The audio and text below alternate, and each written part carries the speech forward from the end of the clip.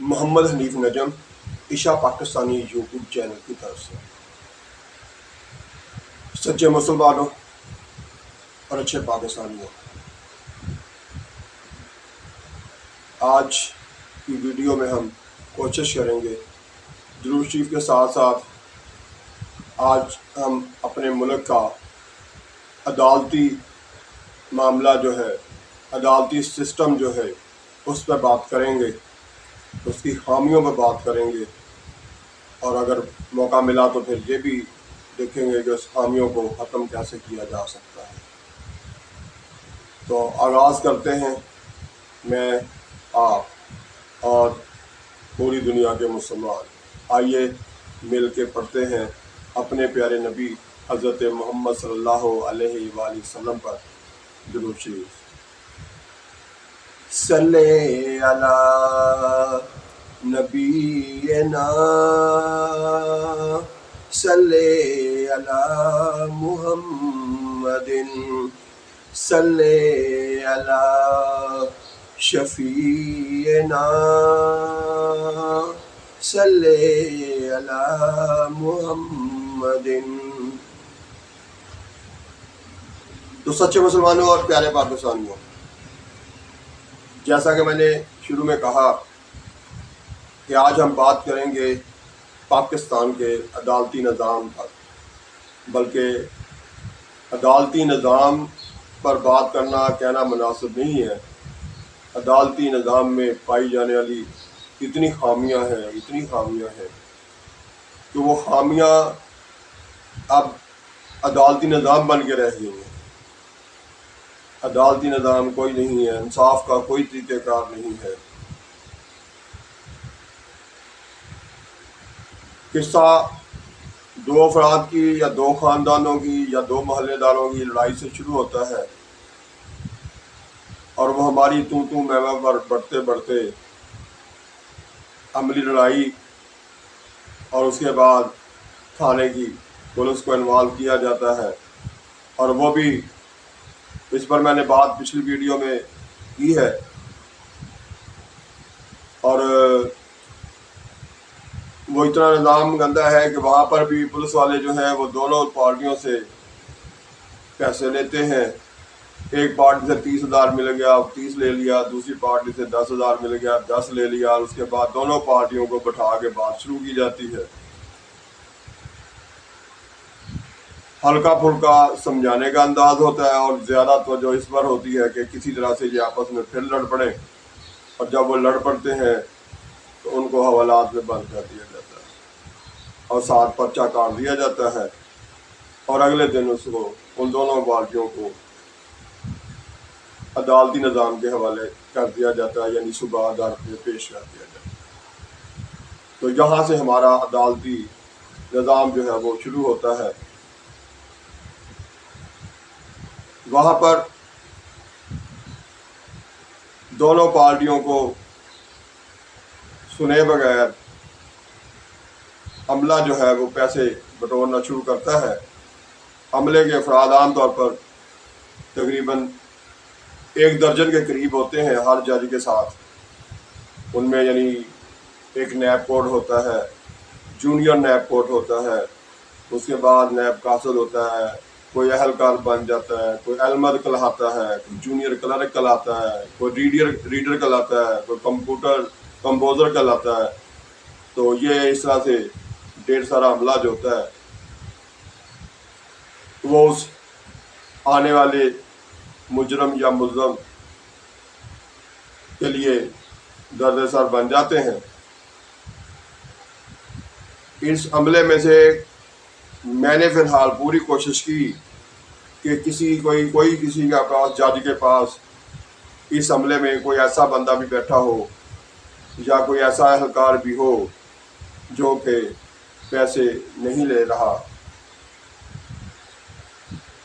تو یہ سارے لوگ جو ہیں حالانکہ سرکاری ڈیوٹی پر ہے، ان کو باقاعدہ ہر مہینے تنخواہ ملتی ہے، لیکن وہ جو تنخواہ ملتی ہے اس میں رہتے ہوئے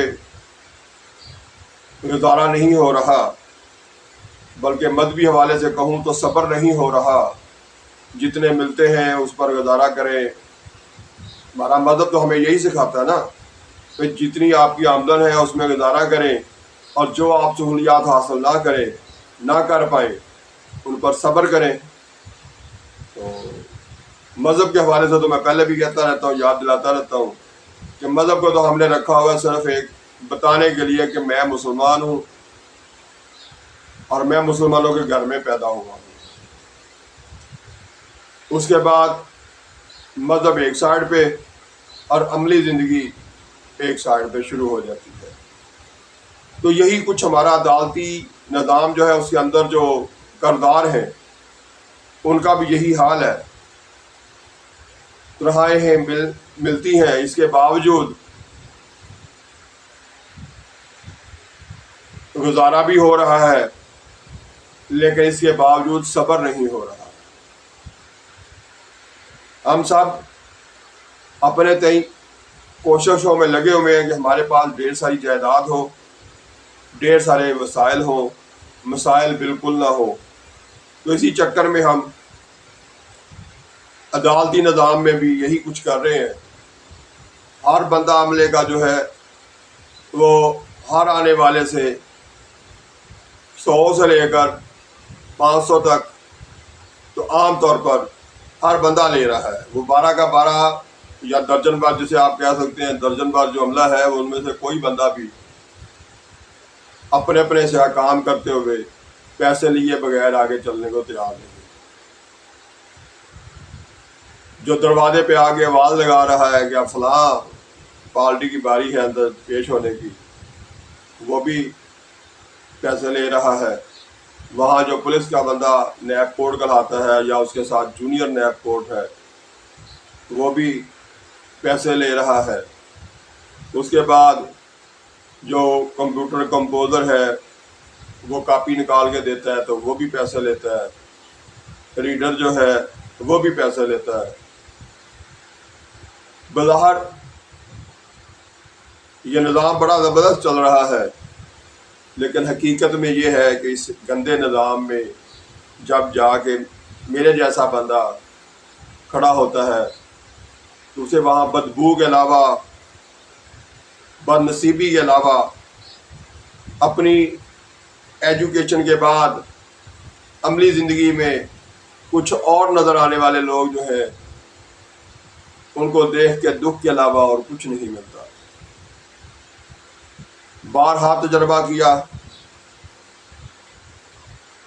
جج صاحب کے ہوتے ہوئے عملہ پیسے بھی وصول کر رہا ہے، اپنی اپنی جیبوں میں بھی ڈال رہا ہے، اور اس کے بعد شام کو چھٹی کے وقت وہ سارے جو نوٹ ہیں وہ جیب سے نکالے جا رہے ہیں اور جج صاحب کے سامنے ہی بیٹھ کے وہ گنے جا رہے ہیں، گن گن کے اپنی جیبوں میں ڈال رہے ہیں. اس حرکت سے شک ہوتا ہے کہ جج صاحب بھی ساتھ ملے ہوئے ہیں.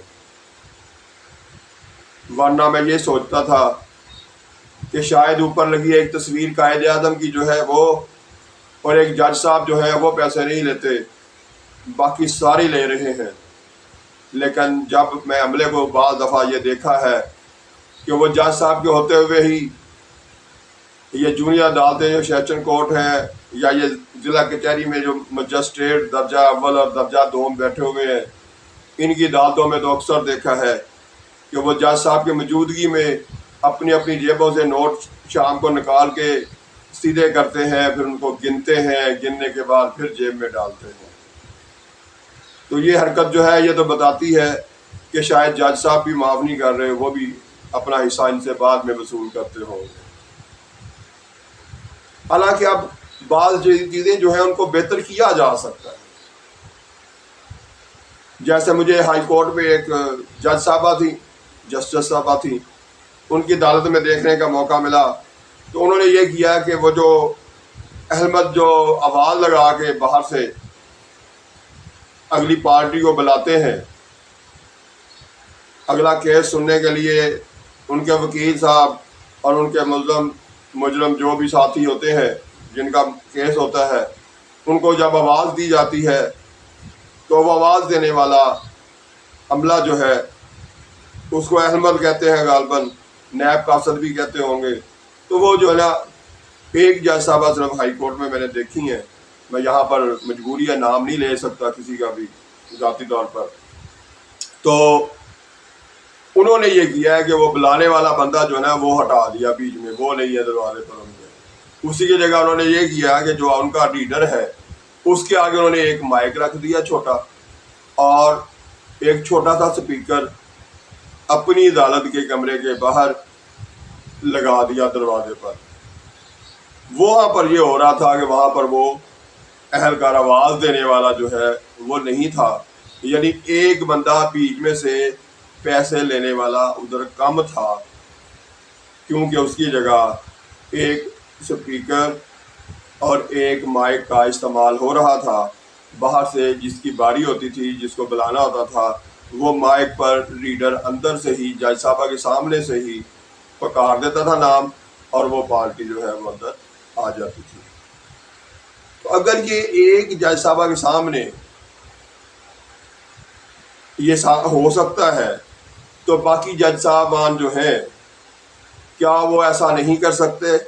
یا اوپر بیٹھی سپریم کورٹ کے چیف جسٹس صاحب جو ہیں وہ ساری عدالتوں میں یہ نظام لاگو نہیں کر سکتے؟ اس ایک سپیکر پر اور ایک وہ مائک پہ ایک دفعہ خرچہ ہوگا، لیکن یہ جو عملے کے 3 افراد ایسے ہیں جو صرف آواز لگاتے ہیں، اور جب وہ پارٹی کا کیس اندر سنا جاتا ہے اور اس کے بعد وہ باہر جاتی ہے پارٹی، تو اس سے وہ پیسے بٹورتے ہیں، ذرا سی بھی انہیں شرم نہیں آتی. اسی طرح سے باقی عملے کو بھی کہ ہم نے یہ پڑھ رکھا ہے کہ ہمارے دین میں، ہمارے مذہب میں رشوت لینا یا اس طرح سے کسی سے پیسے بٹورنا گناہ ہے. اس کو پتہ ہونے کے باوجود اور پھر یہ بھی ہونے کے باوجود کہ انہیں ایک معقول تنخواہ ملتی ہے، اس سے ان کا گھر کا اچھا خاصا گزارا چل سکتا ہے، تو اس کے باوجود وہ آنے والی عوام سے یا عام طور پر آنے والے مجرم اور ملزموں سے اس طرح سے پیسے بٹورتے ہیں. اور جو ہے یہ اپنے حلال کے جو مہینے کی تنخواہ ہے اس کے اندر یہ روز کا جا کے حرام ملاتے ہیں اور یہ مکس کر کے اپنی اولاد کو کھلاتے ہیں. کیا انہیں کوئی فکر نہیں ہے کہ قیامت کے دن اللہ تعالیٰ کو بھی جواب دینا ہے اور اپنے اعمال کا حساب آپ نے دینا ہے، نہ کہ جو آپ نے جائیداد بنائی یہ اضافی کمائی سے اور یہ چھوڑ کے چلے جائیں گے، اپنی اولاد کے حوالے کر کے چلے جائیں گے. اس اولاد کے اضافی خراجات اور ان پر اضافی عیاشیاں جو ان کو دے کے جا رہے ہیں، کیا ان کا بھی حساب آپ کو جا کے دینا ہے اللہ تعالیٰ کی عدالت میں؟ ہمیں سب کچھ پتہ ہے، ہم یہ سب کچھ ہم نے پڑھ رکھا ہے، ہم یہ سب کچھ جانتے ہیں، لیکن ہمارا مذہب ایک سائڈ پہ اور یہ جناب ہماری جو عملی زندگی ہے وہ ایک سائڈ پہ. اس کو ہم کہتے ہیں جی دین. نماز پڑھ لی یہ دین ہو گیا، تسبیح ہاتھ میں پکڑی ہوئی ہے، تسبیح پھیرتے رہتے ہیں، اور وہ بھی باتیں کرتے کرتے سمجھ نہیں آتی کہ ان کی توجہ جو ہے وہ جو تسبیح پہ الفاظ پڑھے جا رہے ہیں ان کی طرف ہے یا کہ جس بندے سے باتیں کر رہے ہیں اس کی طرف توجہ ہے. یہ ہم کر رہے ہیں. جہاں بھی چلے جائیں، صبح پارک میں سیر کرنے چلے جائیں، عدالت میں چلے جائیں، کسی دفتر میں چلے جائیں، ہر جگہ تقریباً اب ہر بندے کے پاس تسبیح ہے، وہ تسبیح پڑھ رہا ہے، اللہ اللہ کر رہا ہے، اللہ کا نام پکار رہا ہے، لیکن وہ تسبیح صرف کاروائی کے طور پر چل رہی ہے، لیکن عملی طور پر ہم ہر جگہ اس چکر میں ہیں کہ ہم ایک دوسرے سے جتنا بھی ہو سکے بٹور لیں پیسہ اور اپنی جائیداد بنائیں، اپنے بچوں کو عیاشی کا سامان لے کر دیں. یہ سارا کچھ جو ہے کیا ہم نہیں جانتے کہ اس کا حساب ہونا ہے؟ شرم آنی چاہیے میرے ملک کے وزیر قانون کو بھی. کیوں وہ اپنے سیکرٹری صاحبان کے ذریعے اسمبلیوں میں ایسے قوانین کیوں نہیں پاس کرواتے یا ایسی تجاویز دے کے عدالتی نظام کو بہتر کرنے کی کوشش کیوں نہیں کرتے؟ کیوں اوپر بیٹھے چیف جسٹس صاحب جو ہے وہ بنانے تو بڑے مارتے ہیں کہ ہم جی اپنی مرضی کے آپ مالک ہیں، ہمارے کام میں مداخلت نہ کرے کوئی اور ادارہ. تو کیا وہ اپنے ادارے کو بہتر کرنے کا کوئی سسٹم بنا رہے ہیں، کوئی کرتے ہیں، اس کے لیے کوئی کوشش ہوتی ہے؟ مجھے آج تک کوئی بھی کوئی بہتری نظر نہیں آئی. پچھلے 70 سالوں میں مزید بد سے بدتر ہوتا گیا ہمارا ہر ادارے کا نظام. آج تو میں بات کر رہا ہوں صرف عدالتی نظام پر، تو باقی بھی دوسرے اداروں میں بھی ہمارے میں کوئی ماشاءاللہ بہتری جو کے سار نظر نہیں آتے، بلکہ جتنا بھی ہو سکا ہم نے اس کو مزید گرانے کی کوشش کی، نظام کو مزید تباہ کرنے کی کوشش کی، اور ہم اسی طرف چلتے چلے جا رہے ہیں. تو ہمیں شرمندگی نہیں ہے کیا کہ ہم اپنی اولادوں کو آنے والے کل میں جو پاکستان دے کے جائیں گے، پاکستان کا سسٹم دے کے جائیں گے، کیا وہ ہمارے اچھے ہونے کا ثبوت ہوگا؟ کیا وہ بعد میں ہمیں گالیاں نہیں نکالیں گے کہ یہ ہمیں دے کے گئے ہیں پاکستان، ہمارے بڑوں نے یہ دیا ہماری سسٹم بنا کے، اور اس سسٹم کے تحت زندگی گزر رہی ہے اس ملک میں. جس کو ہوش آتی ہے، جو تھوڑا سا ایماندار ہوتا ہے، جو سمجھدار بنتا ہے، وہ سیانہ نکل آتا ہے، وہ ملک ہی چھوڑ کے چلا جاتا ہے.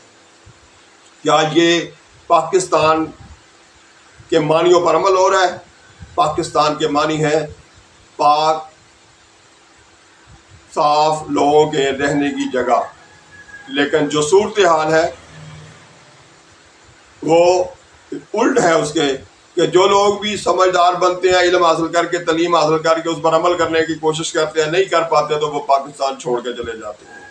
تو یہ بن رہا ہے اب ایک گندے ناپاک لوگوں کی ماجگاہ بن رہا ہے، اور اس کا نام ہے پاکستان. لیکن اس کے ذمہ دار کون ہیں؟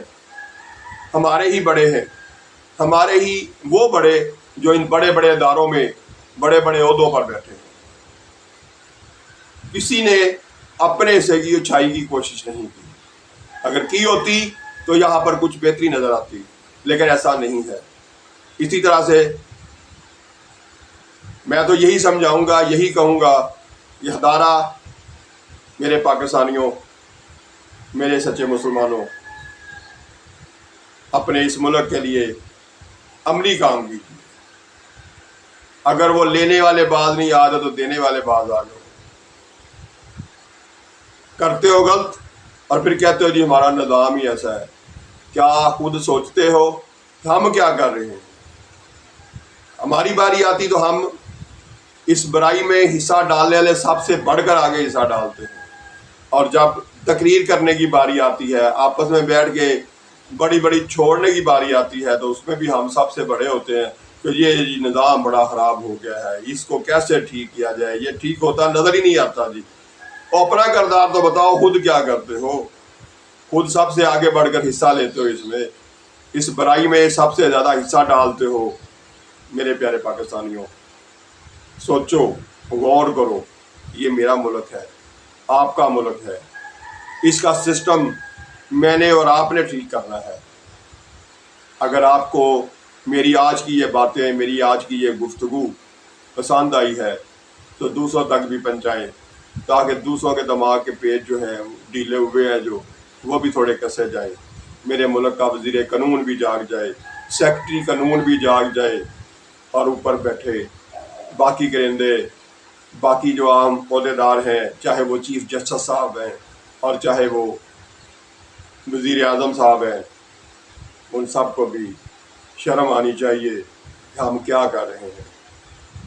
کوئی بھی جو ان کاموں کو بہتر کر سکتا اور نہیں کر رہا، ان سب کو شرمندگی ہونی چاہیے. سبھی کو انسانیت اپنی جو ہے وہ یاد آنی چاہیے. سبھی کو اپنا پڑھا ہوا سلیبس جو ہے ہر بک میں، آپ نے جب پڑھتے تھے اسکول میں اس وقت بھی، پھر اس کے بعد قرآن پاک پڑھ رکھا ہے، اور ماشاءاللہ بہت سارے ہیں جنہوں نے ترجمے کے ساتھ پڑھ رکھا ہے، اور بہت سارے ہیں جو وہ تقریریں کرتے ہوئے حدیثوں کے حوالے بھی دیتے ہیں، اور احادیث کے حوالے دیتے ہوئے انہیں ذرا سی بھی پریشانی نہیں ہوتی، ذرا سا بھی اپنے گریبان میں نہیں جانتے کہ ہم پڑھ کیا رہے تھے، کر کیا رہے تھے، اور اب ہم عملی زندگی میں خود کیا کر رہے ہیں. تو خدارہ ہوش کے ناخن لو، پاکستانیوں جاگ جاؤ. آپ کا نظام درست کرنے کے لیے کوئی دوسرا ملک نہیں آئے گا، آپ خود کرو گے.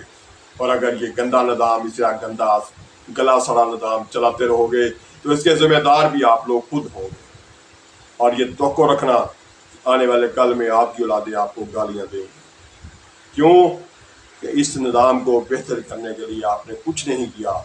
آپ نے صرف یہی کیا کہ اپنی جائیداد بڑھا دی، اپنی آسائش بڑھا لیں، اپنے اوپر کسی قسم کی کوئی مشکل نہیں آنے دی، کسی کام میں آپ نے صبر نہیں کیا، ہر قدم پر آپ نے صرف لوٹ گسوٹ کو اپنا شیوا بنا لیا۔ اللہ تعالیٰ ہم سب کو ہدایت بھی دے، لیکن دعا کی حد تک نہیں، عملی مظاہرے کی طرف آئے۔